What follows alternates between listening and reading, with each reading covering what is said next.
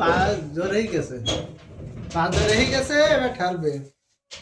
চলো দিদি চলো, আমরা ঘুরে আসি ঘুরে আসি। চলো চলো চলো চলো, ঠিকই চলো ঠিকই চলো। চোখ স্থির হয়ে চোখ স্থির হয়ে গেছে। শুধু গপ্প করবা, শুধু গপ্প করবা। গপ্প করলে তুমি চুপ করে থাকবা। সকালে কি ওঠে?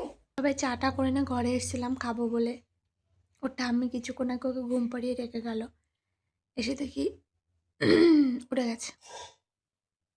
মাথায়টা কি, আমার হুলুস থুলুস অবস্থা। এই যে 4 জায়গায় চা আছে আর আমি ওকে খাওয়াচ্ছি, কি করব। 15 দিন হতে চললো আমি মাথায় শ্যাম্পু দিই না, তাই আজকে ভাবলাম একটু শ্যাম্পু করেই নিই। আজকে হালকা হালকা রোদ উঠেছে, কেননা শ্রীনিধি তো আমার বেস্ট মিল্ক খাই, তার জন্য আমি শ্যাম্পু যখন তখন করতে পারি না, ঠিকঠাক করে চান করতে পারি না। আমার ঠান্ডা লেগে গেলে ওর ঠান্ডা লেগে যেতে পারে। আর 1 বছর হয়ে গেছে, প্রায় 2 বছর হতে চললো আমি চুল কাটিনি, তাই ভাবলাম আজকে একটু হালকা করে নিচের দিকে চুলগুলো কাটি। কিন্তু ভয় হচ্ছে চুল কাটতে না কাটতে ও উঠে যায়, কিন্তু শেষমেশ সেটাই হলো। জানো তো, চুল কাটা শেষ করতে পারিনি, ও ঠিকই উঠে পড়েছে।